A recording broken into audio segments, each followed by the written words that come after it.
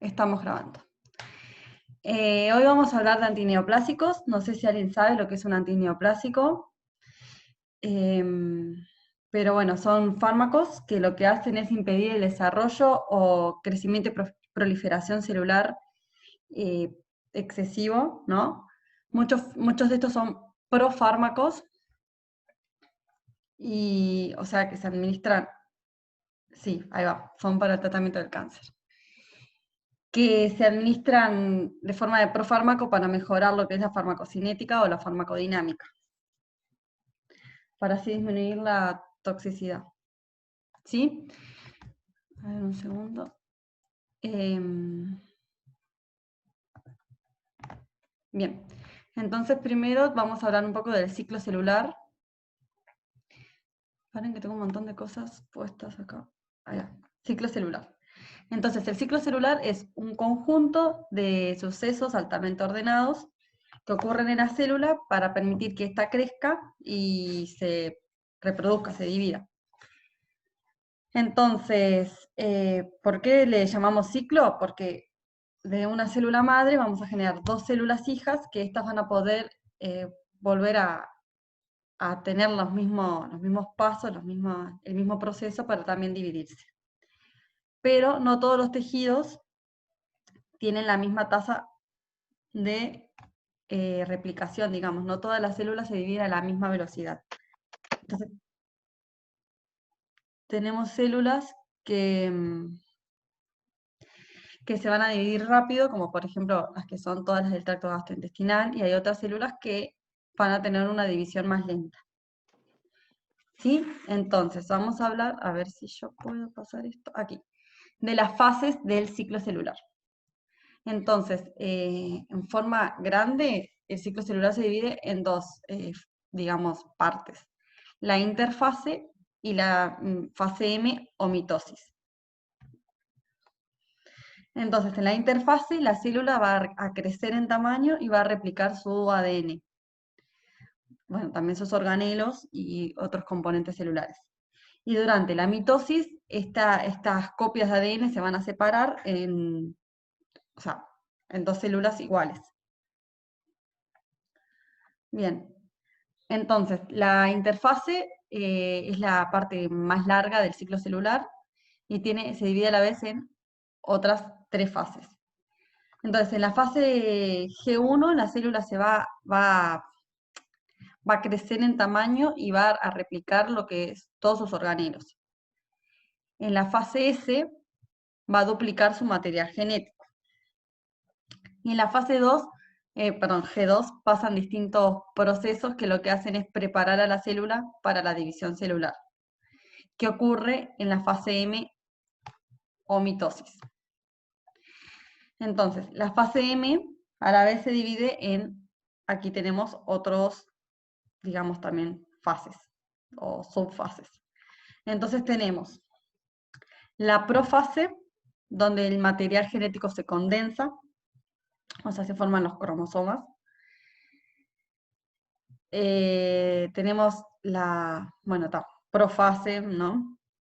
Que es intermedio, prometafase, digo. En la metafase lo que ocurre es que estos cromosomas se alinean en el uso mitótico, se van alineando todas, quedan como en filita, cada copia. Luego tenemos la anafase, donde estas copias como que se ven atraídas hacia los extremos de la célula, entonces se separan. Y en la telofase, además de terminar la separación, lo que ocurre es que comienza lo que se llama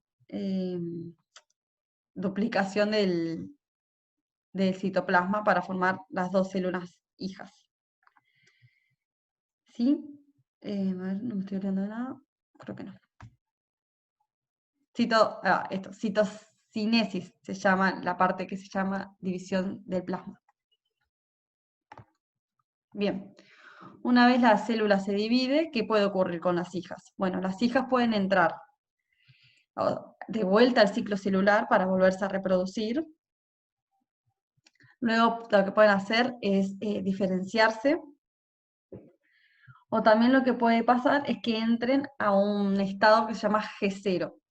En G0 lo que ocurre es que la célula va a cumplir su función. Por ejemplo, no sé, si fuese una célula eh, si fuese una célula, por ejemplo, no sé, que cumple algún proceso de secreción, bueno, en G0 cumpliría su función. ¿Sí? Entonces estas son las tres cosas que pueden pasar con las células hijas. Entonces, van a proliferar, o sea, volver a entrar al ciclo celular, van a poderse diferenciar o van a poder entrar en un estado de reposo donde van a cumplir su función.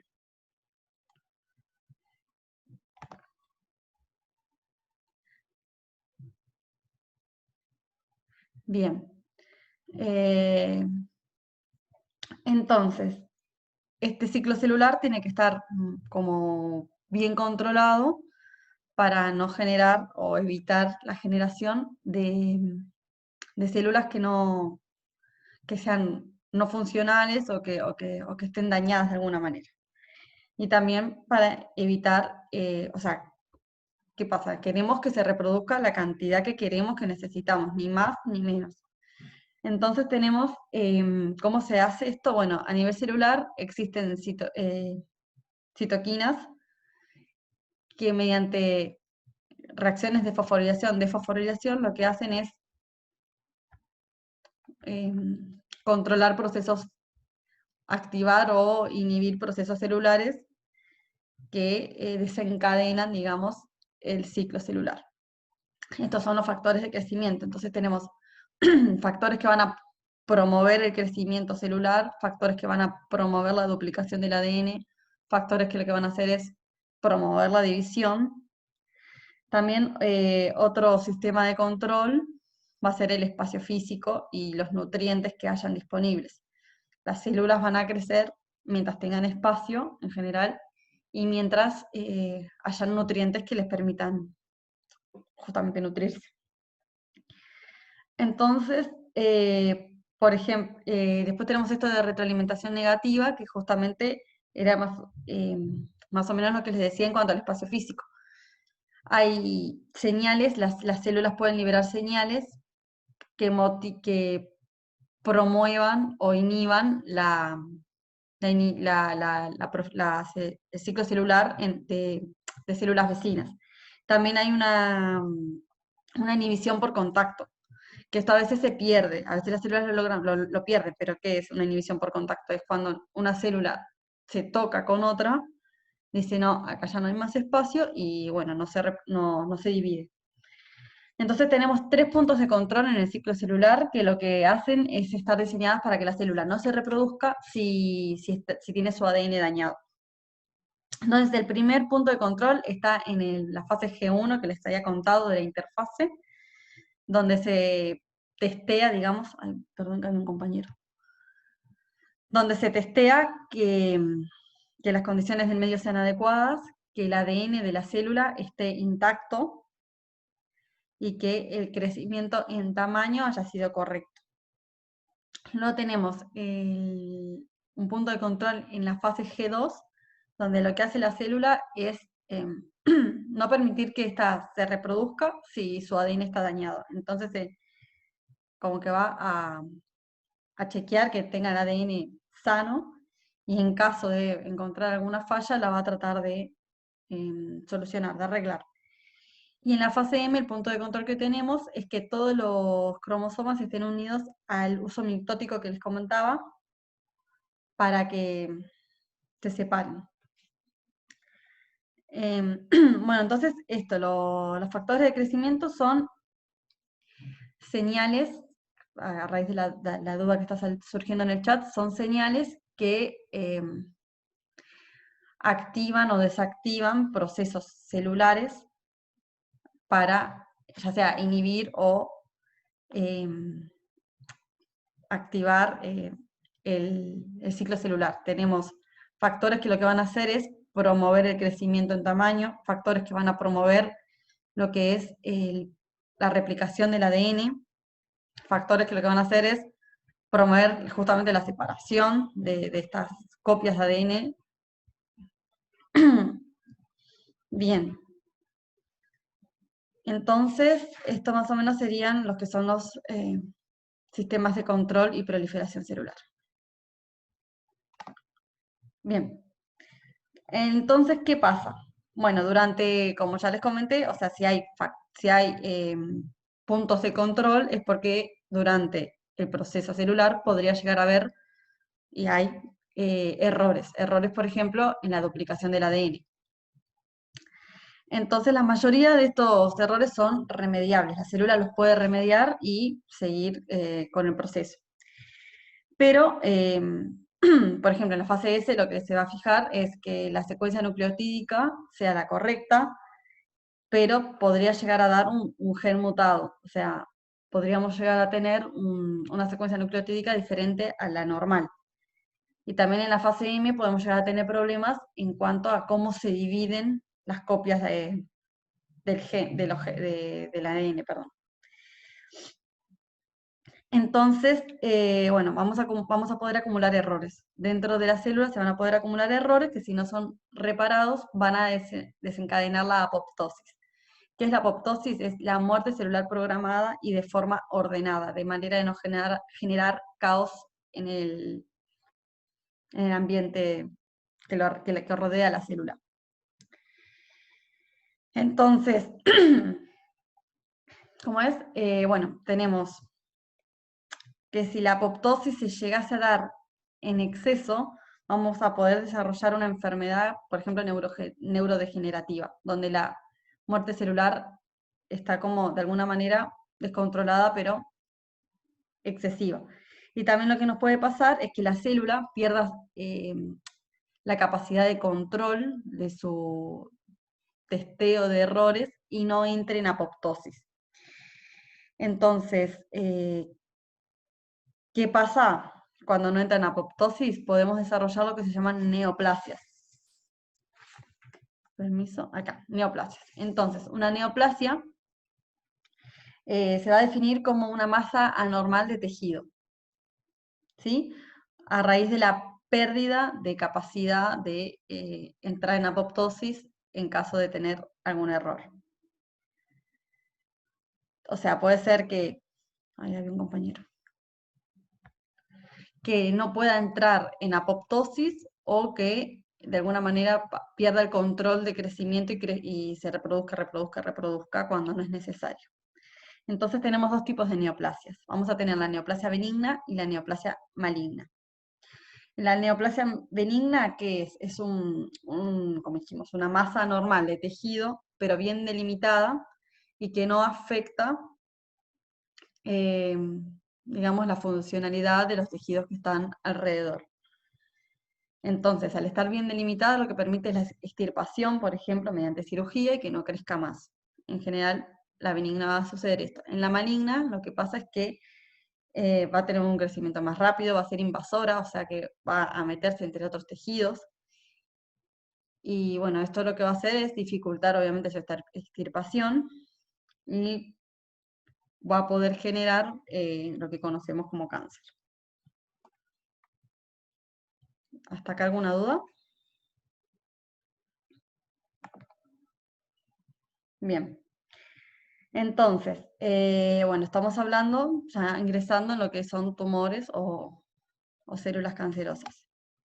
Bien, entonces, bueno, vieron que les comenté que una célula cuando pierde su capacidad de control es debido a una acumulación de mutaciones.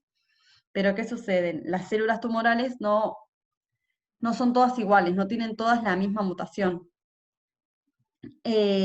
Las células son heterogéneas en este sentido. O sea, cada una tiene una distinta acumulación de mutaciones. Y esto lo que hace es que se dificulte un poco lo que es la acción de la terapia, porque no todas van a tener como el mismo blanco, no todas van a poderse ser tratadas de la misma manera porque no son células iguales, digamos. Van a tener distinta sensibilidad a fármacos citotóxicos.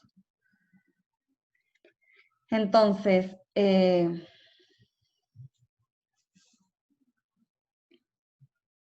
Bueno, básicamente es esto, ¿no? O sea, tenemos una célula cancerosa y varias mutaciones, porque es necesario que la célula tenga varias mutaciones para perder o reducir su capacidad de control del ciclo normal. Bien. Ok, entonces acá son las fases que generan, digamos, la neoplasia. Primero vamos a tener una iniciación, o sea, una alteración en el ADN, que va a generar, por ejemplo, la activación de un oncogen. Un oncogen es bueno, como dice el nombre, es un gen promotor de cáncer, digamos.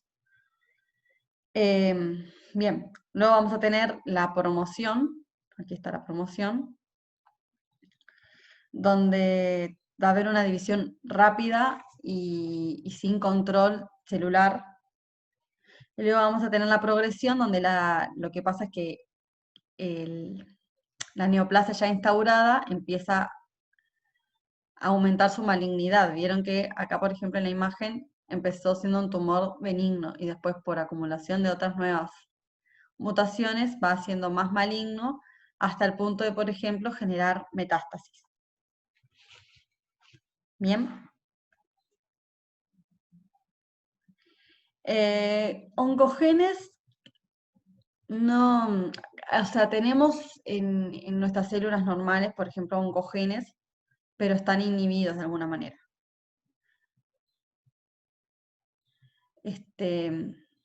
O sea, en una célula normal, estos están inhibidos. En una célula cancerosa o mutada, puede ser que este gen esté activo y promueva la pérdida de control celular normal.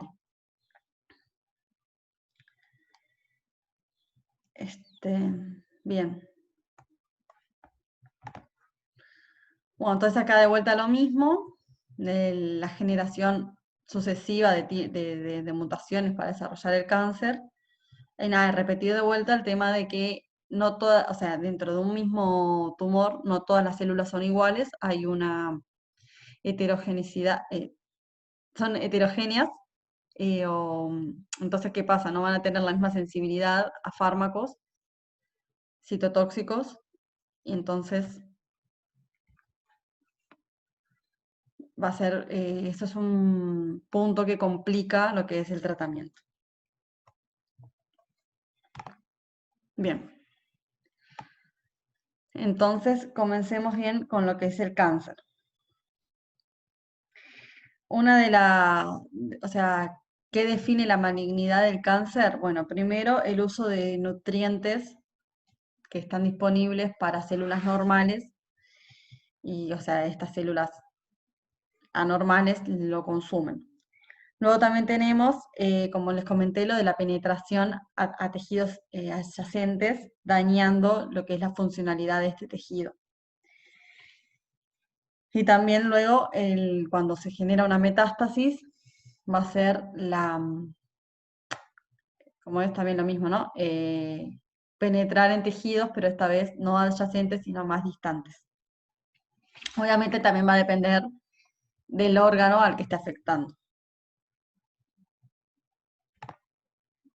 Bueno, entonces, ¿cuáles son las características de las células cancerígenas? Primero, como ya les comenté, menor dependencia de los factores de crecimiento, o sea, pierden lo que se llama el control en el crecimiento celular. Luego van a ser células que se van a replicar de forma rápida, porque justamente como perdieron lo que es el control de replicación del ciclo celular, van a tener una replicación rápida. Van a poder invadir tejidos adyacentes o por metástasis, tejidos más distantes, porque pierden esto que les comentaba, ¿se acuerdan de lo de inhibición por contacto? Entonces, por más que toquen otra célula, van a seguir reproduciéndose, no implica una inhibición el tema del espacio físico. Luego también van a poder evadir la apoptosis. ¿Se acuerdan que también se había comentado que la apoptosis es un proceso por el cual la, la, la célula que se da cuenta que está dañada puede entrar, o sea, puede suicidarse, digamos. Luego, bueno, también mantener una maduración incompleta o ausente y la capacidad, y esto de capacidad de angiogenicidad, angiogénica. Esto es que también tienen afectada la capacidad de generar nuevos vasos para alimentarse, nuevos vasos sanguíneos para que les llegue alimento. Otras características, bueno, van a ser que van a aparecer nuevas, o sea, todas las células van a generar nuevas mutaciones, que esto lo que también nos puede llegar a ocasionar es distinta cantidad de genes, pueden modificar sus genes, o sea, el número de cromosomas,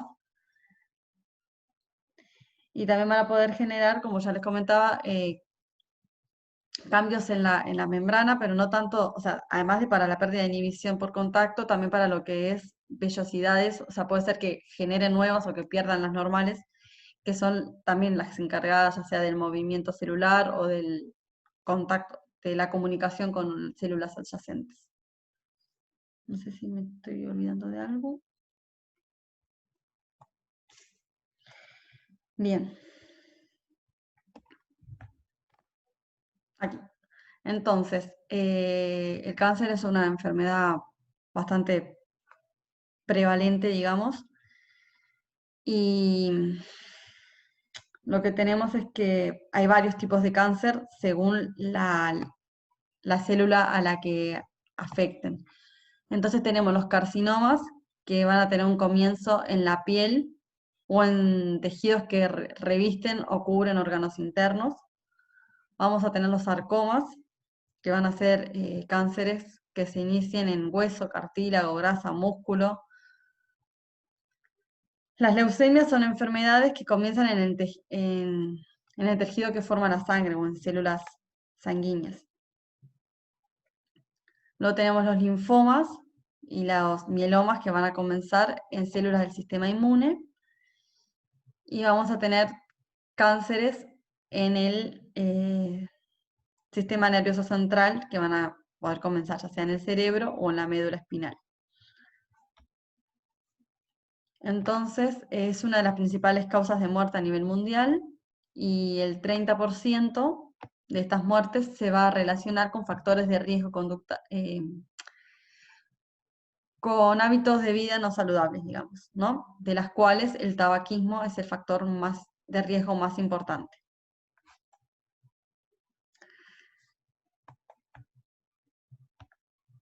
Uy, acá. Bueno, quería más bien primero hablar de esto, pero agentes cancerígenos, como por ejemplo, pueden ser sustancias químicas como algún fármaco, por ejemplo, que ahora vamos a ver, que genere uniones covalentes al ADN. Bueno, acá tenemos, ¿no? Alquitrán, benceno, residuos del tabaco. Luego las radiaciones, los rayos UV pueden generar, son agentes cancerígenos. Y después está algún virus o alguna bacteria o parásito. Lo que quería comentar era esto, que hay factores asociados a mayor o menor frecuencia de cáncer. Por ejemplo, entre especies, claramente nosotros podemos llegar a tener un cáncer que sea más frecuente en nosotros que, por ejemplo, en perros, también, también dentro de la raza, pero bueno, capaz que en humanos no sería raza, sino etnia. Y, por ejemplo, se va a deber más bien a costumbres, como dice acá, a la tradición. Por ejemplo, en chinos es más frecuente ciertos cánceres que otros debido a la dieta distinta que tienen frente a nosotros. Luego también el tema de la edad. Eh, hay cánceres que son más frecuentes en niños y otros que son en adultos. En cuanto a la herencia, lo que se hereda es la predisposición a tener cáncer, y no el cáncer en sí. Y después, cuando hablamos de alteraciones cromosómicas, lo que estamos hablando es que el que tiene afectado su número cromosómico podría llegar a ser, a tener un riesgo de desarrollar cáncer mayor que alguien que no tuviese alteraciones cromosómicas. Entonces, sexo. Vamos a hablar del sexo. También entre sexos, hombres y mujeres, tenemos distinta frecuencia de cáncer. O sea, cada, cada sexo tiene una prevalencia distinta. Entonces, esta era la anterior que quería mostrarles. Y por ejemplo, el hombre tiene mayor, en hombres el cáncer más frecuente es el de pulmón. En cambio, en mujeres el más frecuente es el de mama. ¿Sí? O sea, no tenemos la misma frecuencia de cáncer entre sexos, digamos. Por ejemplo, miren que acá pulmón no es muy frecuente en mujeres o es menos frecuente que en hombres. Bien. Bueno, entonces estaba hablando del tabaco, que es al que se le atribuye un mayor riesgo. Ven que puede generar cáncer en boca y faringe, en laringe y pulmón, en esófago, en estómago, en páncreas, en hígado, en vejiga y en riñón. Ok, entonces ahora vamos a hablar más bien de lo que es terapia antineoplásica. Entonces, el objetivo principal va a ser, obviamente, la erradicación completa de las células cancerosas. Cuando no se puede, el tratamiento va a ser, o el objetivo va a ser paliativo, o sea, reducción del tamaño del número de células cancerosas, de modo a aliviar síntomas y prolongar sobrevida. O sea, no va a ser curar, sino aliviar, digamos. Entonces tenemos, el primer tratamiento va a ser la cirugía siempre que sea posible. Y bueno, en general va a ser más factible poder generar una cirugía cuanto la detección sea precoz. Si no, luego el otro tratamiento va a ser la radioterapia.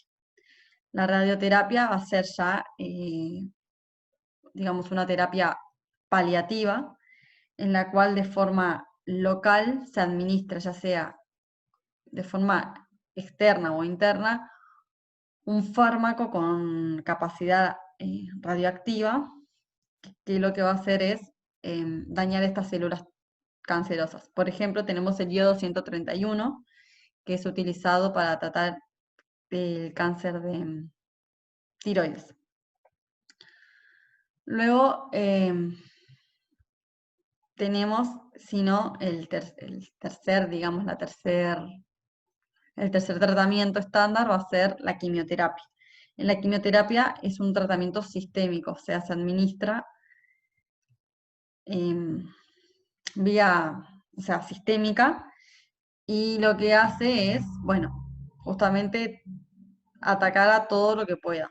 No, en general, como dice acá, ¿no? Vamos a tratar de eliminar células solo cancerosas, pero el tratamiento en sí a veces no puede distinguir lo que es célula cancerosa de célula sana y también podría llegar a atacar células sanas. Entonces, radioterapia sería un tratamiento local, quimioterapia sería un tratamiento sistémico. Ambas podrían llegar a afectar células normales por no poder diferenciar entre célula normal y célula cancerosa. Y después siempre, bueno, la cirugía cuando sea posible. Perdón. Entonces tenemos estrategias de detección temprana.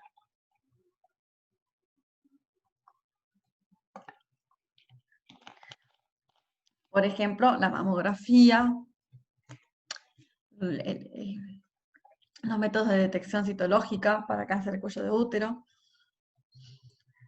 inspección visual, por ejemplo, de la boca, para detectar posibles anormalías bucales, bueno, exámenes de sangre oculta en heces, análisis de antígenos prostásticos específicos. También esto es muy importante, el autoexamen de senos, en la mujer para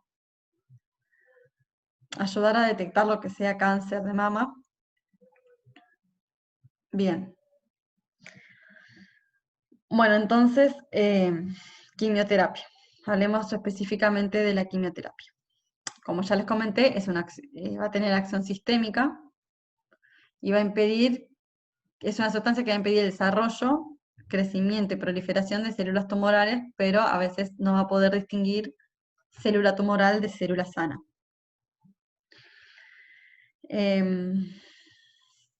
Entonces, bien, otra vez el tema de quiero destacar esto, ¿no? La heterogenicidad de las células del tumor, que hace que tengan distinta sensibilidad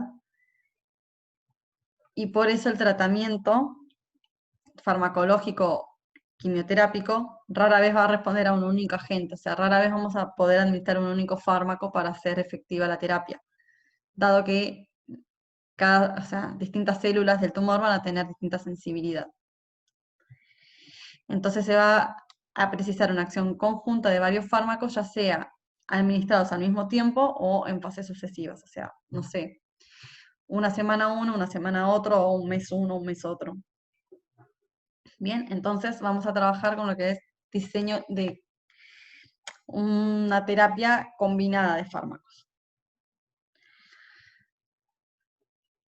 Bueno, entonces vamos a pedir que sean fármacos con distintos mecanismos de acción para poder atacar a dos puntos distintos del ciclo celular, porque por ejemplo quizás una de nuestras células logró mutar de tal manera que ya no responde a un blanco, entonces bueno, si al administrarle el otro fármaco, bueno, sí va a responder a ese. Luego también que actúen en distintas fases del ciclo celular, por ejemplo, uno que actúe en lo que es el, que actúe no sé, en la replicación del ADN y otro que actúe en la fase M o en otra fase. Vamos a pedir también fármacos con distinta toxicidad. Vamos a ver que son bastante tóxicos estos fármacos. Pero sobre todo basta para que sus actividades citotóxicas se sumen para que la combinación de fármacos sea valiosa, sea beneficiosa. Y sí, la célula, estos quimioterápicos, ahora vamos a ver que en general van a actuar en fases del ciclo celular. Todas las células tienen ciclo celular. Entonces, el fármaco no va a poder diferenciar lo que es una célula sana de una célula no sana, una célula cancerosa, porque va a actuar en el ciclo celular y todas las células tienen ciclo celular. Lo que sucede es que las células cancerosas tienen una tasa de replicación más grande, entonces están como más permanente en ciclo celular activo y de esa manera el fármaco va a ir más direccionado a estas células cancerosas, pero no es específico de células cancerosas, también va a atacar células sanas. No sé si eso, eh, tu duda que tenías, no sé si quedó claro. Bien, entonces acá vamos a hablar un poco de lo que es la toxicidad. Como perdón, atacan células normales, principalmente las de alta tasa de replicación, por ejemplo, las de los epitelios, los que son tipo tracto gastrointestinal, la médula ósea y células germinales. Si es necesario, se interrumpe el tratamiento, pero en general lo que son efectos adversos moderados se tratan agregando otro medicamento a la terapia. Por ejemplo, es muy normal que alguien que esté con quimioterapia sufra de náuseas. Entonces se le agrega un antiemético, o bueno, vómitos, ¿no? Se le agrega algo para calmar ese malestar. No vamos a interrumpir la terapia quimioterápica por ese tipo de efectos adversos. Entonces acá algunos tipos de toxicidad, ¿no? Tenemos una toxicidad inmediata, que pueden ser náuseas, Flebitis era, un segundo que lo había notado. Inflamación de venas con formación de coágulos. Después van a generar leucopenias, trombocitopenias. O sea, estos son problemas a nivel de sangre, anemias. Y después van a tener efectos más tardíos, como por ejemplo esterilidad o también desarrollo de otros cánceres. Bien, y resistencia. Bueno, obviamente la célula cancerosa lo que quiere es sobrevivir. Entonces va a poder desarrollar distintos mecanismos de resistencia para dejar de ser efectivo frente al fármaco que se le está administrando. Entonces lo que tenemos es, acá por ejemplo, ¿no? Pueden modificar el blanco del fármaco, pueden lo que hacer es aumentar la inactivación del fármaco, pueden disminuir los mecanismos de ingreso del fármaco, también pueden generar transportadores de flujo, que esto es de lo que más voy a hablar, que lo que es como si fuese una bomba que saca para afuera el fármaco, para afuera de la célula, que lo que se llama resistencia a múltiples fármacos, mediada por la sobreexpresión de una proteína llamada glicoproteína P170, que simplemente eso, ¿no? Saca la célula, o sea, la célula saca el fármaco de adentro, ¿no? Bueno, y después también tenemos, hay otro compañero, perdón. Eh, también también lo que pueden hacer es aumentar la inactivación del fármaco para que no haga efecto, digamos. Entonces, en cuanto a resistencia. Y además, ¿qué va a pasar? Obviamente, la célula que logre resistir va a ser como selección natural positiva, y esa célula es la que va a quedar, y esa célula es la que se va a replicar. Entonces, sus hijas también van a ser resistentes al fármaco. Bien. Entonces vamos a hablar de lo que es fármacos antineoplásicos. Se van a dividir en específicos de fase, o sea, específicos de la fase de ciclo celular o no específicos de la fase. Según, básicamente según su mecanismo de acción. Entonces, por ejemplo, los específicos de fase van a poder actuar, por ejemplo, sobre la fase M, sobre la fase S. En general, los que son específicos de fase van a ser poco eficientes en lo que es G2, G1, G0, que se acuerdan que eran fases donde simplemente ocurre un crecimiento en tamaño. Pero los específicos de fase lo que van a venir básicamente es a actuar sobre la replicación del ADN o sobre la división celular. Luego tenemos los que son no específicos de fase, que van a poder actuar ya sea, o sea, generalmente en cualquier fase del ciclo celular. También los vamos a poder clasificar según su naturaleza. Entonces ahora vamos a ir viendo uno a uno, pero tenemos agentes alquilantes o formadores de enlaces entre el ADN, que lo que van a hacer es afectar la estructura del ADN y de esa manera impedir la replicación celular. También vamos a tener antimetabolitos. Los antimetabolitos lo que van a hacer es interferir en el proceso de síntesis de nuevo ADN. Luego también tenemos inhibidores de la tirosina quinasa. ¿Se acuerdan que las quinasas les dije que eran proteínas que actúan inhibiendo o activando distintos procesos celulares? Luego tenemos inhibidores de la mitosis, antibióticos, enzimas, por ejemplo, la L-asparginasa es una enzima utilizada para un tipo de tratamiento para un tipo de leucemias, porque las células, los leucocitos, necesitan de aspargina para crecer, entonces lo que hacen esta enzima es degradar ese nutriente de manera que la célula no tiene justamente nutrientes para crecer. Luego tenemos también terapias hormonales para el cáncer. Bueno, vamos a detenernos un poco acá, que acá vamos a hablar de los distintos tipos de células, perdón, los distintos tipos de fármacos donde van a actuar, para hablar sobre todo de la diferencia entre específicos de fase y no específicos.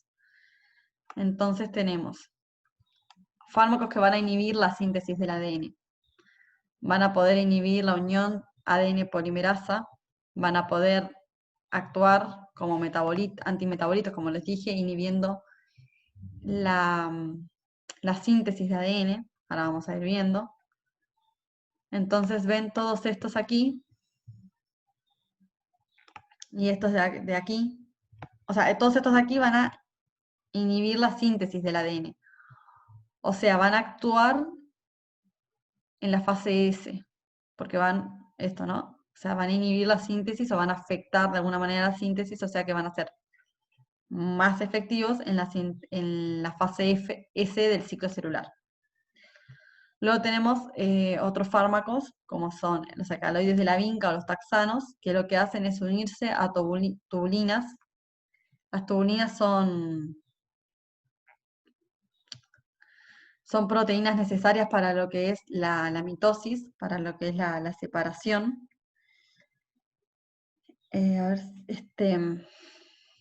Entonces van a actuar en lo que es la fase M, en la parte de la mitosis del ciclo celular. Luego vamos a tener algunos que lo que hacen es inactivar el ADN.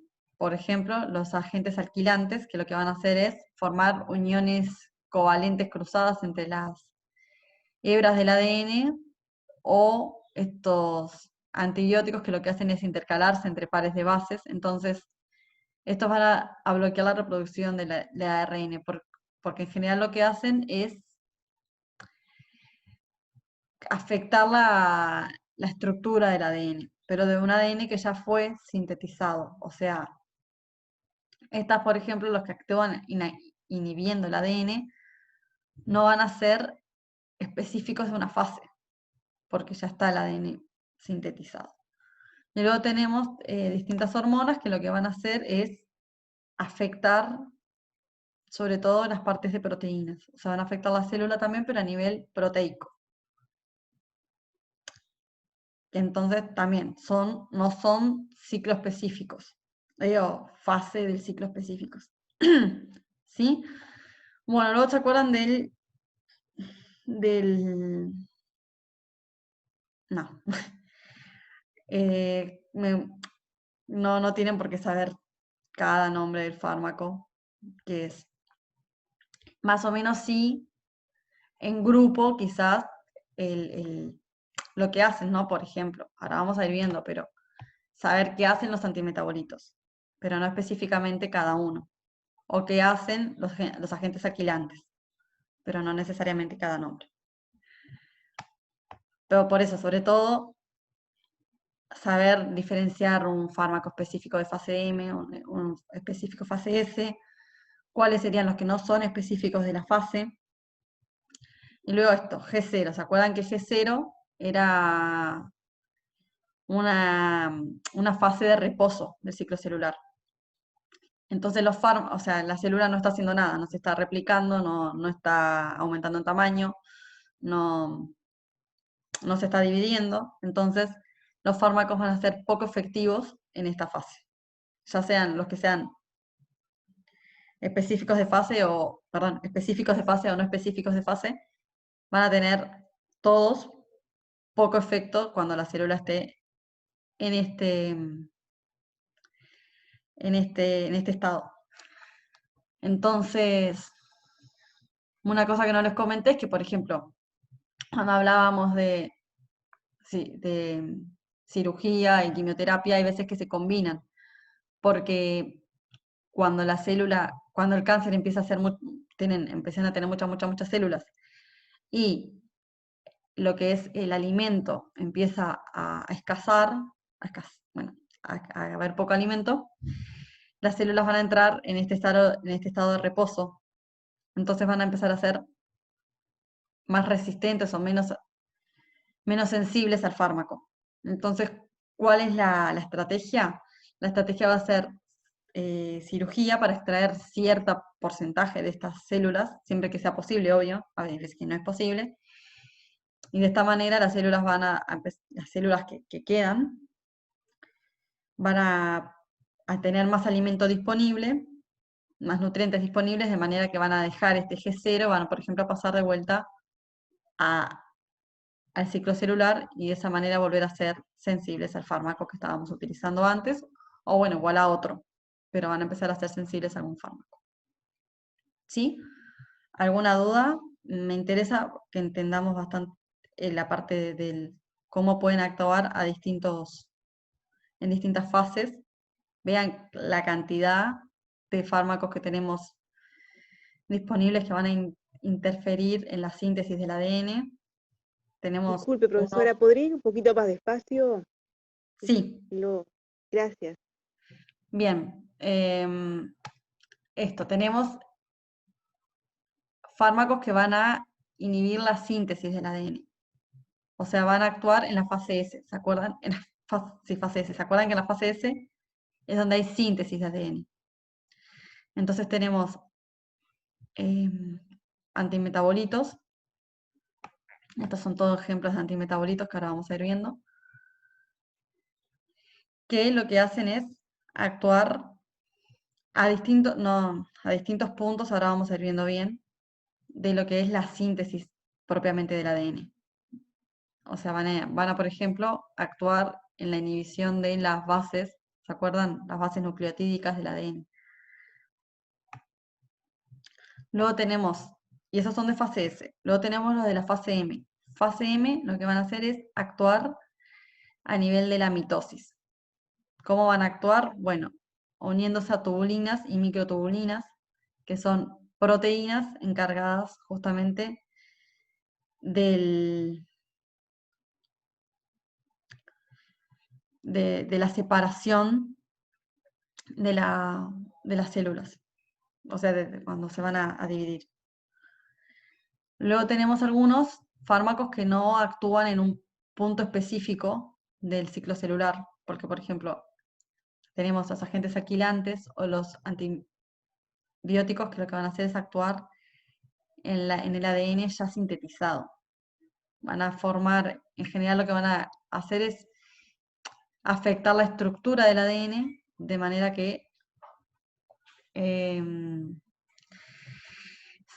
o sea, frenar la síntesis de ARN o bueno, simplemente no permitir una posterior división. Luego tenemos las hormonas que van a actuar sobre todo en lo que es proteínas o otras hormonas, no tienen por qué actuar solo en proteínas.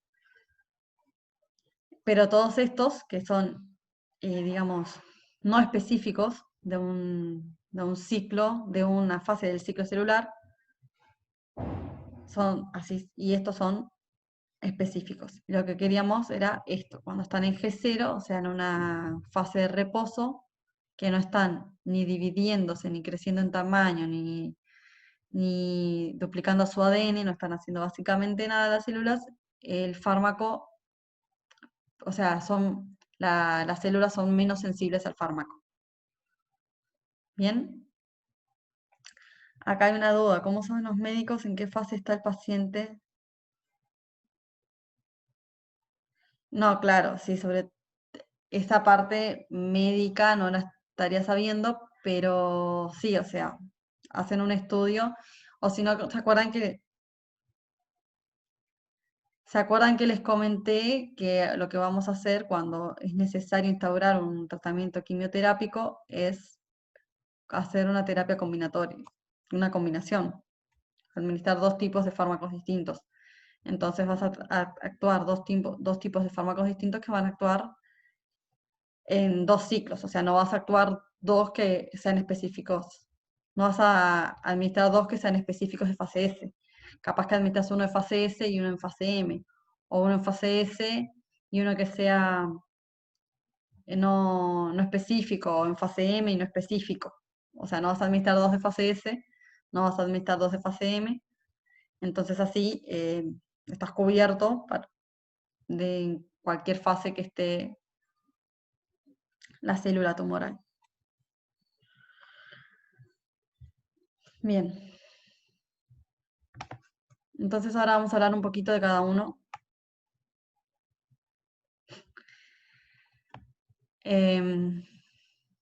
O sea, no es necesario que se sepan los nombres, pero sí, por ejemplo, los agentes alquilantes. Bueno, ¿qué hacen los agentes alquilantes? Van a formar enlaces covalentes en el ADN, sobre todo en el ADN. Entonces, estos cambios en la estructura del ADN lo que van a hacer es impedir, por ejemplo, una futura división celular o van a hacer que se degrade este ADN. Son no específicos de fase, porque no actúan sobre la replicación del ADN, si bien actúan sobre el ADN. Entonces, en general son profármacos, tienen buena absorción oral, y lo que tienen de estos es que tienen un metabolito tóxico que se llama acroleína. O sea, no, disculpen. Acroleína es el activo, es el fármaco activo. Se administran como profármaco y da acroleína, que se va a unir a ciertas bases del ADN. Pero tiene tiene un fármaco, un metabolito tóxico que se acumula en la vejiga, entonces para tratar ese efecto tóxico es que se coadministra con este componente para ayudar a la eliminación del metabolito tóxico y disminuir la toxicidad de estos fármacos. Entonces lo interesante es que la acroleína, o sea, estos fármacos se van a activar cuando, cuando haya células con bajo contenido de una enzima llamada aldehído deshidrogenasa. Entonces, esta aldehído deshidrogenasa es poco común, está poco expresada, digo, muy expresada en células como por ejemplo los huesos, el hígado, el intestino. Entonces, en huesos, hígados e intestinos, donde tenemos, repitamos, ¿no? En huesos, hígado e intestino, donde tenemos alto nivel de aldehído deshidrogenasa, la toxicidad de estos fármacos es baja porque el fármaco, o sea, el fármaco activo, en esas células se inactiva. Entonces, justamente tiene una especie de toxicidad baja en lo que es huesos, intestino y hígado.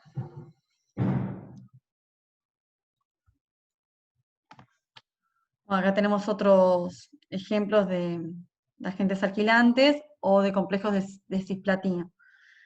Los complejos de cisplatino se van a inactivar en presencia de cloro. Por ejemplo, en la sangre hay cloro. Eso hace que no sea tan tóxico justamente en presencias de cloro. Otra también se va a unir a dos sitios del ADN específicos, generando como un puente.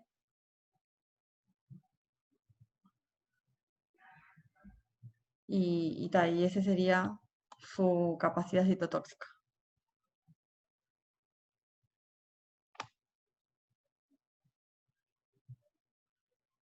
Bien. Ok, ahora antimetabolitos. Antimetabolitos son lo que van a intervenir en el proceso de crecimiento, incorporándose moléculas de ADN y ARN. Entonces también van a tener máxima eficacia cuando la proliferación o cuando estamos sintetizando ADN o ARN. Entonces, ¿qué son? Son sustancias o estructuras moleculares que asemejan a estructuras.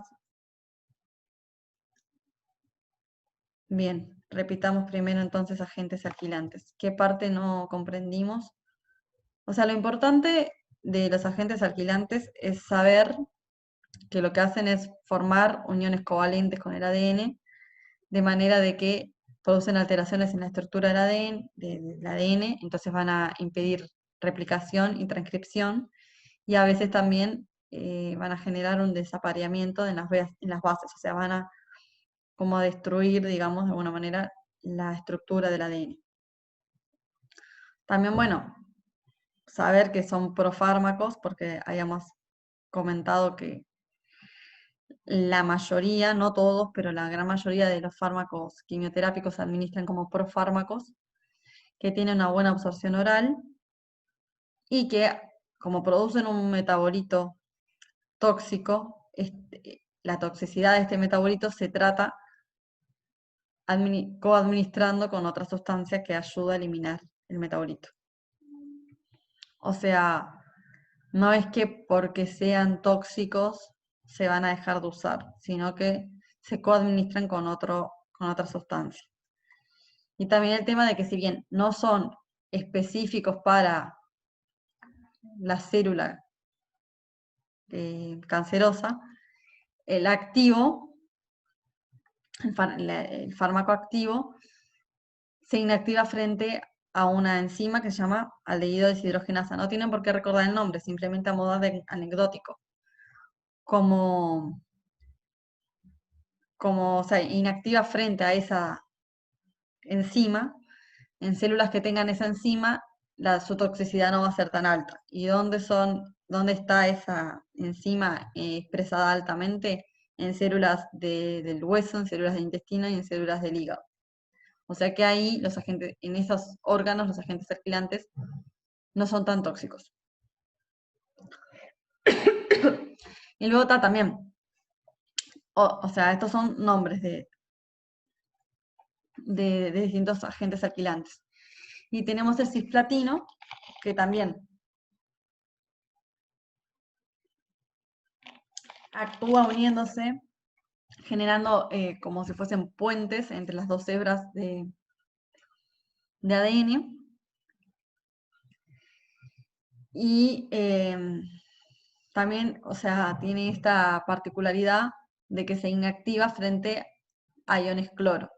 De manera que cuando los iones, o sea, cuando hay mucho ion cloro, su toxicidad no sería tan alta.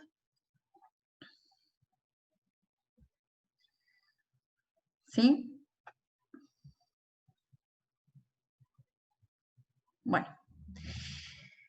Entonces, antimetabolitos, habíamos comentado que son análogos estructurales de metabolitos que están normalmente en las células. Entonces, lo que van a hacer es como engañar a la célula de manera de que los utilice para incorporarlos en el ADN y en el ARN. Pero son análogos estructurales, no son exactamente el mismo. Entonces van a poder generar dificultades en el proceso de síntesis o también en la estructura del ADN. Entonces, por ejemplo, tenemos el fluoruracilo. ¿Se acuerdan que el uracilo era una base nucleotídica del ARN? Entonces, ¿qué pasa? Cuando la célula está sintetizando ARN y tiene fluoruracilo, se confunde y dice, esto es uracilo, y lo incorpora en la cadena de ARN que está sintetizando. Pero claro, es fluoruracilo, no es uracilo. Entonces va a afectar después la estructura del ARN. También lo que va a actuar es inhibiendo, ven aquí que hay una cruz, inhibiendo el proceso de síntesis del nucleótido, de los nucleótidos necesarios para el ADN. También tenemos el metotrexato, que es un análogo al ácido fólico, entonces va a inhibir una enzima que es necesaria para la síntesis también de nucleótidos del ADN. Entonces lo que vamos a hacer es frenar la síntesis de nucleótidos necesarios para formar el ADN.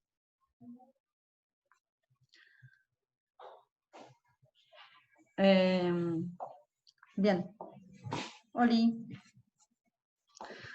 Bueno, tenemos también los inhibidores de la tirosinquinasa, que se acuerdan que les había comentado que son proteínas, las tirosinquinasas, que activan o inactivan procesos celulares. Entonces, bueno, si inhibimos estas tirosinquinasas, vamos a estar inhibiendo ciertos procesos celulares internos. Ven que lo que está interesante a partir de aquí es ver cómo los fármacos tienen como una terminación común según el, ¿cómo se llama? El mecanismo de acción, digamos. Ven que, por ejemplo, todos estos terminan en NIB. Bueno, justo este también en MIB, pero IB. ¿Sí? Bien. Lo vamos a tener fármacos inhibidores de la mitosis. Entonces, los inhibidores de la mitosis, como les comentaba, van a tener su acción citotóxica al inhibir la función de microtúbulos que son necesarios en la mitosis. Entonces, lo que tenemos son tubulinas, que son, aquí tenemos un dibujo.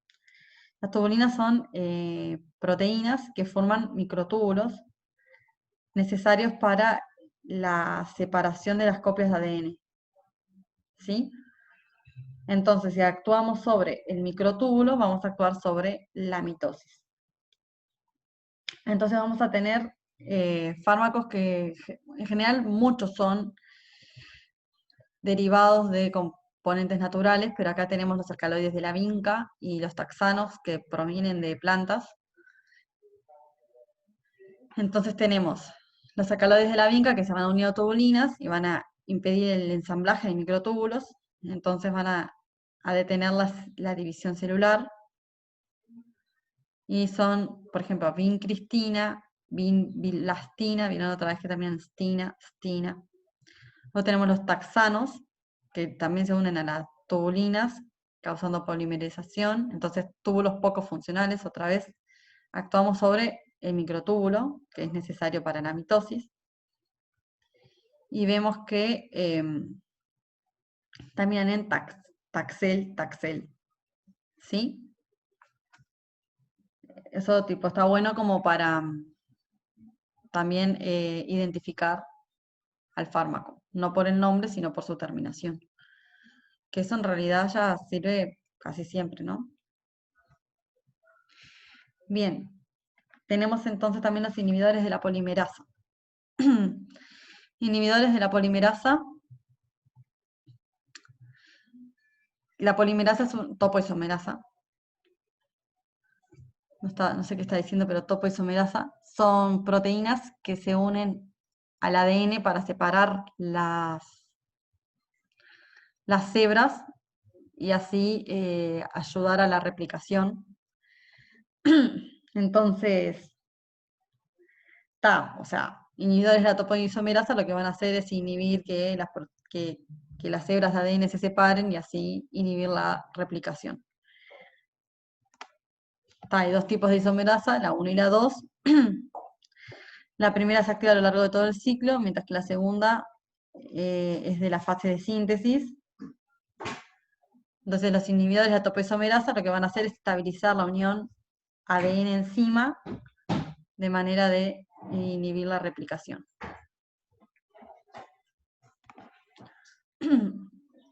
Tenemos entonces inhibidores de la topoisomerasa 1, como irinotecan, topotecan, otra vez tecan, e inhibidores de la topoisomerasa 2, que terminan en pósido. ¿Sí? Bien. Bueno, tenemos también antibióticos que tienen una estructura tetracíclica. que poseen varias acciones citotóxicas se van a poder intercalar y fijarse entre pares adyacentes de las bases de ADN, también como las anteriores, van a poder ser inhibidores de la topoisomerasa y van a actuar en varios otros mecanismos. Por ejemplo, doxorubicina y bleomicina. Acá había algo interesante, que es que generan, este fármaco sobre todo, genera radicales libres, que lo que van a hacer es dañar, o sea, radicales libres con moléculas de hierro. Entonces van a... Me retumba el sonido que hacen. Sí. Perdón, es que acaban de entrar compañeros a la sala y por eso hubo un problema de interferencia con el sonido. No sé si en algún momento se me perdió. Si no, vuelvo un poquito para atrás. Bueno, está. Este fármaco lo que genera es radicales libres con iones hierro. Entonces va a poder generar miocardiopatías, o sea, daños en el tejido cardio debido a estos radicales libres. Bien. Entonces vamos a repasar un poco, ya que estamos bien de tiempo, creo. A ver, por ejemplo, teníamos los agentes alquilantes. Dijimos que eran no específicos de fase, porque actúan en la inhibición, en la estructura del ADN ya sintetizado. ¿Sí? Luego tenemos los antimetabolitos. Los antimetabolitos, ¿cuándo creen que van a ser más eficientes? ¿Son específicos de alguna fase o creen que no? Son análogos estructurales de metabolitos que intervienen en la síntesis de ADN. Entonces, si los administramos, ahí va, van a ser específicos de fase S. Bien. Los inhibidores de la tirosinquinasa actúan en alguna fase específica. A ver si vamos acá. Justo no está.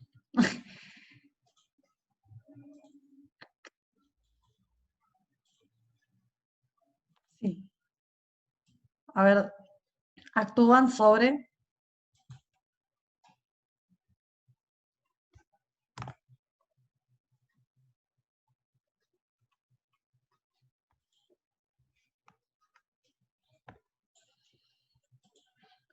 ¿Dónde actúan los...?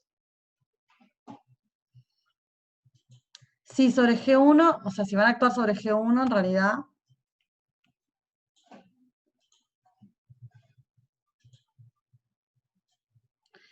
Si van a actuar sobre G1, no van a ser específicos de fase.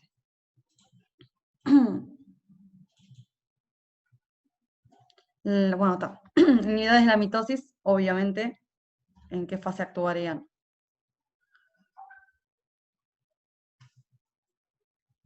Si inhiben la fase M, inhiben inhibidores de la topoisomerasa.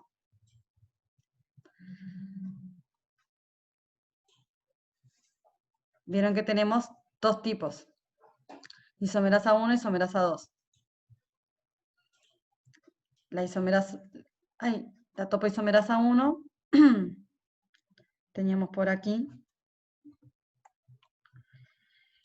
que una está activa durante todo el ciclo celular, o sea que los inhibidores de la topoisomerasa 1 no serían dependientes de una fase, o específicos de una fase, y la topoisomerasa 2, bueno, sería más de una fase S.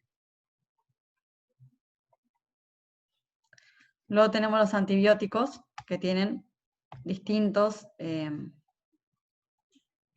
acciones citotóxicas. Entonces, estos que creen van a actuar sobre todo en el ADN ya sintetizado.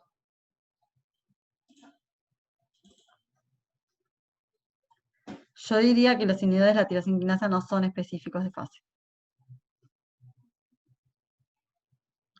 Y los antibióticos tampoco. Y además, tipo, si vamos aquí, la primera, vemos que aquí están los antibióticos, por ejemplo. Justo en esta gráfica no están los inhibidores de la tirosinquinasa. Pero diría que son no específicos.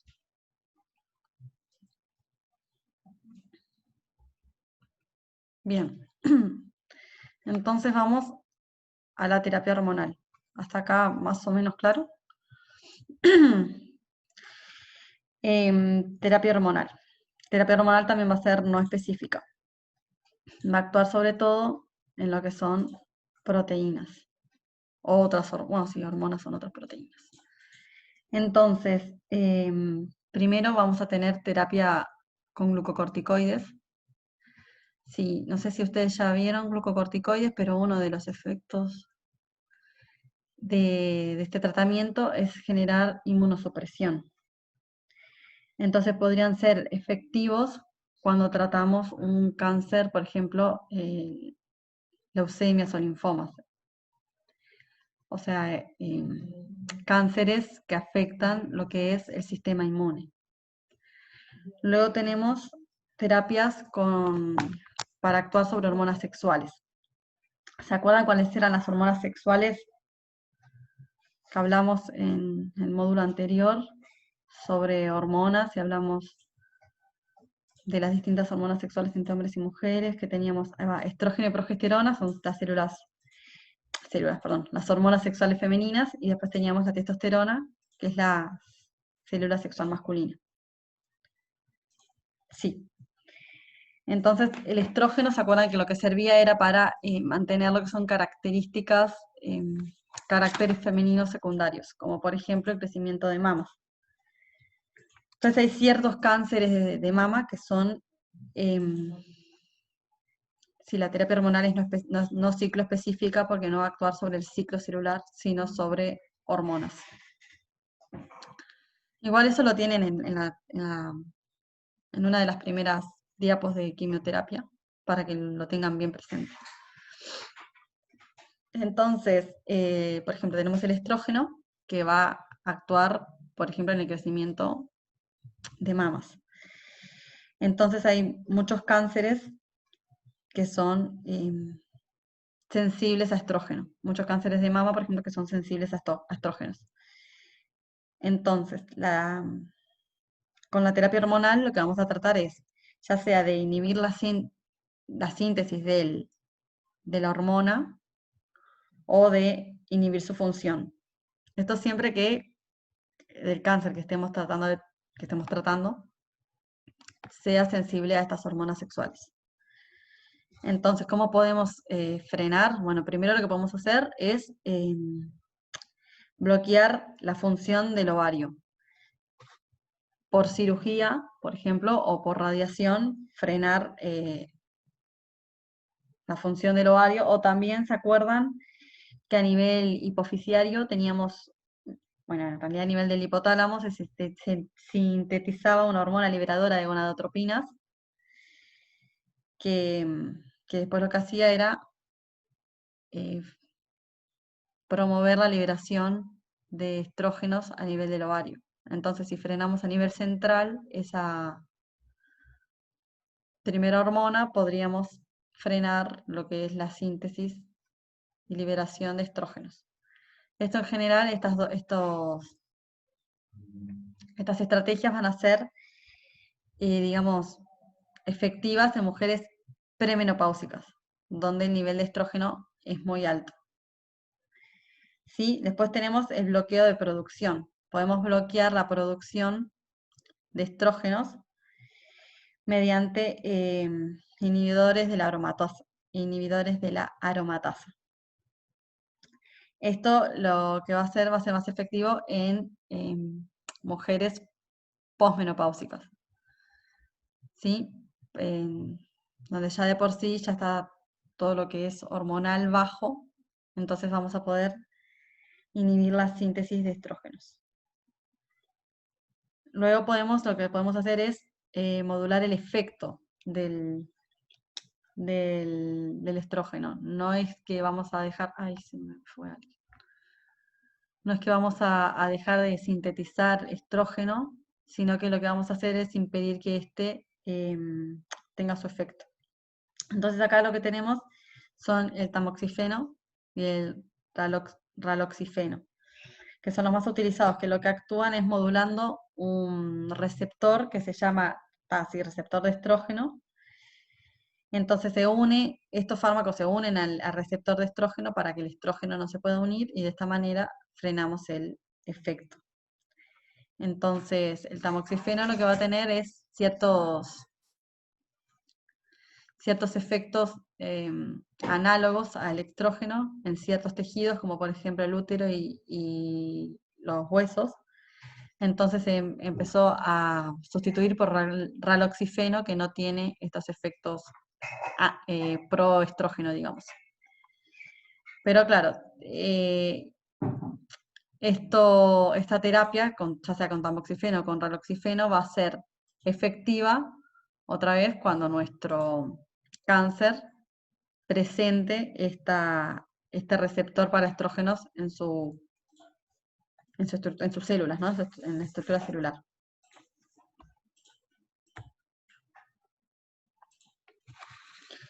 Bien, entonces esto en cuanto a lo que serían mujeres, digamos. Entonces podemos frenar la función del ovario, para repasar, ¿no? Podemos inhibir la función del ovario, inhibir la producción de estrógeno o inhibir el efecto del estrógeno.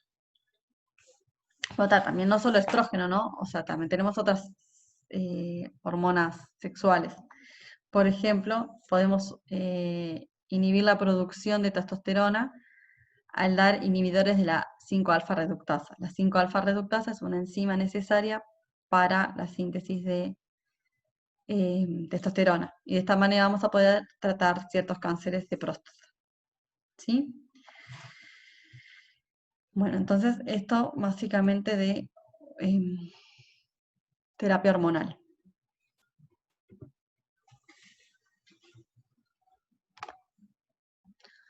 Luego tenemos anticuerpos. En la última clase del módulo van a ver lo que es sistema inmune, pero básicamente un anticuerpo lo que es un agente que lo vamos a sintetizar frente a una primera exposición a un antígeno. Un antígeno sería un componente que nos daña de forma negativa a la célula. Entonces, nuestro sistema inmune va a identificar ese antígeno y generar anticuerpos para neutralizarlo de alguna manera y que no nos haga más daño. Esto básicamente lo van a ver igual mejor con Martín, pero entonces tenemos un anticuerpo. Un anticuerpo es en general bastante específico. Si ven, acá esta es la forma típica de un anticuerpo, es como si fuese una Y. Entonces, en estas manitos, digamos, tiene secuencias de reconocimiento para este antígeno que les estoy diciendo, entonces en general son bastante específicos. Entonces tenemos, por ejemplo, este fármaco que se llama trastuzumab. Los anticuerpos, ¿se acuerdan también que estábamos viendo las terminaciones? Van a terminar en MAB, que significa en inglés anticuerpo monoclonal. Entonces se va a unir específicamente al receptor 2 del factor de crecimiento epidérmico humano, llamado HER2, el cual se va a expresar más en células cancerosas. O sea, este receptor para el factor de crecimiento lo que hace es estimular la proliferación. nosotros a dar el anticuerpo, estamos de alguna manera evitando que el factor de crecimiento luego se venga a unir a ese receptor, entonces podemos frenar lo que es la proliferación de las células cancerosas. ¿Sí? Luego otro anticuerpo, Bevacizumab, va a ser utilizado en cáncer de colon rectal y lo que hace es bloquear proteínas inductoras de angiogénesis. La angiogénesis es la generación de nuevos vasos sanguíneos. Entonces, este fármaco lo que hace es unirse al factor de crecimiento del endotelio vascular de manera de inhibir la formación de nuevos vasos, estos vasos sanguíneos que nutren al cáncer. Entonces, si bloqueamos la producción de nuevos vasos que nutran al cáncer, vamos a de alguna manera frenar el crecimiento del cáncer porque ya no va a tener nutrientes para seguir creciendo. A ver si necesita alguna otra cosa. Bien. Bueno. Entonces, como ya les comentaba, y ya estuvimos hablando, la quimioterapia en general se va a dar con asociación de 2 o más compuestos, 2 o más fármacos, en forma de ciclos, o sea, por un periodo uno, por otro periodo otro, o también se pueden dar de forma simultánea. Entonces hay protocolos ya establecidos sobre combinaciones de fármacos, dado que ya se evaluaron estadísticamente sus resultados. Entonces, antineoplásicos en Uruguay. Tenemos el Instituto Nacional del Cáncer, que da los medicamentos a pacientes socios de ACE en farmacias hospitalarias, y que se debe gestionar la solicitud desde farmacia. Y luego tenemos el Fondo Nacional de Recursos, que también provee de medicación para ciertos tratamientos específicos. Ay, para que se me movió esto. Perdón. Y bueno, y aquí tiene algunos de los fármacos de los cuales el Fondo Nacional de Recursos provee al paciente. Bueno, estábamos hablando de la toxicidad. Entonces, los fármacos son tóxicos, ¿sí? Y no pueden interrumpir, estos fármacos son tóxicos y en general no vamos a interrumpir la terapia debido a su toxicidad. Lo que vamos a hacer es agregar otros fármacos para paliar esos efectos tóxicos. Entonces, por ejemplo, vamos a tener antieméticos para tratar lo que sean náuseas y vómitos. Y después vamos a tener distintos tratamientos para estimular las colonias de granulocitos para tratar distintos problemas a nivel de la célula, de la sangre, o si no también transfusiones. En general no se va a poder frenar, no se va a poder sacar el quimioterápico del tratamiento, claramente. Pero es importante hablar de esto, porque son tóxicos, pero no solo tóxicos para el paciente, también son tóxicos para todo aquel que manipule citostático. Por ejemplo, va a ser tóxico para el laboratorio que lo sintetiza, para farmacia, en el transporte, para el enfermero que lo administra, también va a poder ser tóxico para familiares y amigos del paciente. Entonces, por ejemplo, en cuanto a eso, al paciente, también es importante instruir al familiar y al paciente mismo sobre la toxicidad y el riesgo que significa para otros, y no solamente quedarnos en que es tóxico para aquel que lo recibe. Entonces, ¿qué tipos de efectos tóxicos tiene? Bueno, claramente puede llegar a generar carcinogénesis. Si es en contacto con la piel, bueno, puede generar irritación, quemaduras, úlceras, llagas. En las vías respiratorias también va a generar irritación, sensación de asfixia, tos. Entonces hay que tener cuidado cuando hablamos de la manipulación de estos citostáticos. Sobre todo también, por ejemplo, cuando vamos a reconstituir liofilizados. ¿Se acuerdan lo que era un liofilizado? Era una forma farmacéutica donde digamos, el fármaco está en forma de polvo y que hay que reconstituirlo previo a su uso con suero fisiológico. En la reconstitución, ciertas partículas de este polvo pueden llegar a salir al ambiente y dañar ya sea el operario que está reconstituyendo este liofilizado o bueno, alrededor, ¿no? Y también cuando vamos a hacer diluciones tenemos que tener cuidado de manipular con cuidado estos fármacos para no tener riesgo nosotros de, bueno, tóxicos, de la toxicidad de estos fármacos. Entonces, ¿de qué depende el riesgo? Bueno, primero obviamente de las propiedades químicas de la droga. Luego la susceptibilidad del operador. Hay ciertos operadores que no van a poder estar nunca en contacto con citostáticos. O nunca o al menos de manera provisoria. Por ejemplo, si ya descubrimos que tiene algún tipo de reacción alérgica frente a un fármaco de estos, va a tener que estar, no va a poderse exponer. También, por ejemplo, mujeres que estén o gestando o con, o con intención de quedar embarazadas o que estén amamantando, también tendrán que evitar, o sea, tienen que no exponerse a citostáticos, al menos de manera preventiva, por un tiempo. También el riesgo va a depender del tiempo de exposición y del tipo de exposición.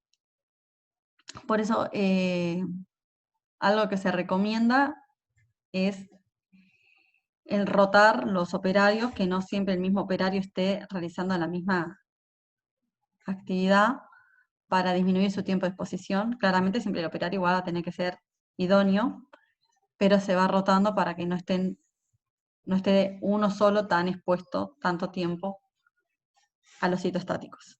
Entonces acá tenemos qué reacciones pueden generar cuando el contacto es por la piel. Vesicantes es formación tipo de llagas. Sí, o sea, como esto que se llaman pollo. O también pueden generar irritación local. Hay otros que son poco irritantes y algunos que generan alergias. ¿Sí? Entonces acá tenemos cuáles son los que pueden generar cada uno. Entonces, ¿qué vamos a hacer para minimizar el riesgo? Bueno, primero tener una unidad centralizada para la preparación. Entonces tenemos que tener una zona de trabajo donde solo se preparen estos citostáticos. Que va a tener primero una antesala, en general, o sea, se pide que tenga una antesala donde va a estar el almacenamiento y el acondicionamiento de materias primas. Luego vamos a tener un paso, o sea, una sala como de paso, donde va a haber transferencia de personal y transferencia de materiales. Luego vamos a tener una zona de preparación, que va a tener que ser un área limpia, y disponer de una cabina de seguridad donde se va a hacer la preparación del citostático. Entonces tenemos que la zona de paso, esta que les digo, entre lo que es el almacenamiento y la producción, va a servir de barrera contra la contaminación microbiológica hacia adentro, o sea, vamos a impedir que entren cosas del exterior a la zona de preparación, y también lo que vamos a impedir es que el producto salga hacia afuera contaminando lo que es la sala de almacenamiento. Entonces tiene que tener, bueno, los operarios que trabajen en estas zonas tienen que tener una vestimenta adecuada, pues son áreas limpias con filtros de aire para evitar que algunas partículas o algo del producto salgan al exterior.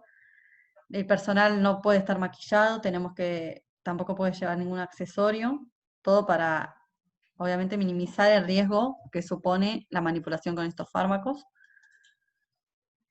Bueno, y acá otra vez es que lo que les comentaba, personas excluidas de modo permanente van a ser alérgicos o con patologías dermatológicas, mujeres con antecedente de aborto en edad fértil, y de modo temporal, personas embarazadas, bueno, mujeres embarazadas o madres lactantes. Bueno, y también tenemos elementos de protección personal que van a ser obligatorios y además van a ser más exigentes que para algún área normal.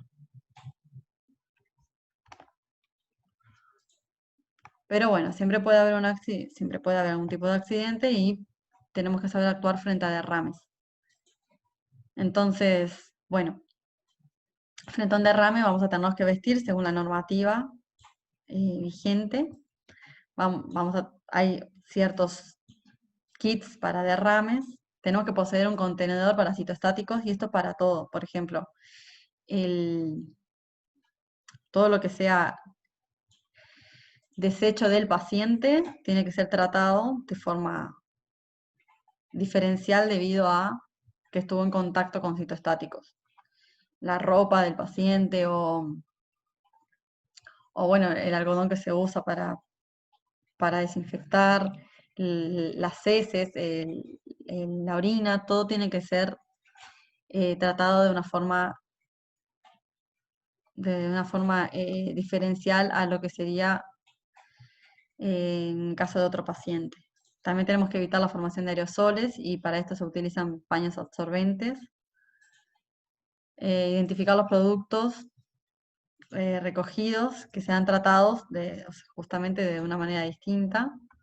Hay que lavar la zona bastantes veces con agua y jabón. Bueno, entonces aquí sobre cuidado post es eliminar la ropa como un residuo citotóxico. Bueno, cómo tenemos que cuidarnos en caso de contacto con los ojos o con la piel. Pero nada, siempre hay normas, o sea, hay normas para el adecuado manejo de citotóxicos y porque hay riesgos, ya sea cuando estamos en la recepción, en el almacenamiento o en el transporte de estos fármacos, porque bueno, siempre se pueden llegar a romper. Entonces vamos a actuar ahí también en el tema de la selección, cuando se pueda posible, elegir tamaños, presentaciones lo más chicas posibles, según el uso que le vayamos a dar. Tener cuidado con los liofilizados, porque como les comenté, pueden generar aerosol en el ambiente. No, también cuando estamos preparando y en la administración del fármaco, bueno, rotar puestos, tener un área específica, todo lo que sea residuo de preparación, medicamento vencido, jeringas del paciente, o bueno, también ropa del paciente, excretas del paciente, todo tiene que ser tratado como residuo citotóxico y de forma diferencial. Y también como afecta ya sea al personal de farmacia, al personal de enfermería, también afecta a pacientes y amigos del paciente, el paciente, amigos y familiares. Entonces, todos tienen que estar correctamente informados sobre los riesgos que suponen estos tipos de fármacos. Entonces, en realidad, esto era lo que tenía para comentarles. No sé si tienen alguna otra duda, algo que necesiten que repita.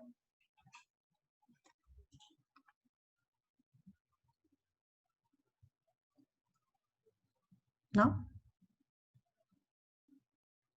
Bueno, entonces,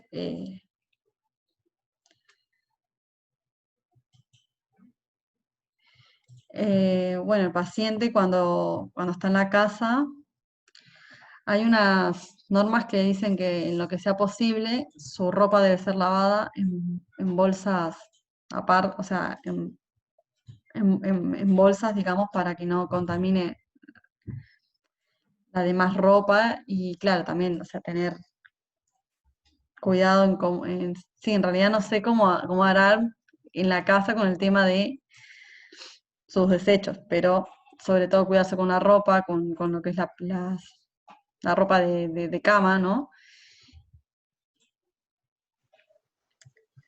Sí, ahora cuando termine la clase ya subo las diapos. Sí, sí, sí, subo las diapos ya cuando termine. Ahora terminamos, subo.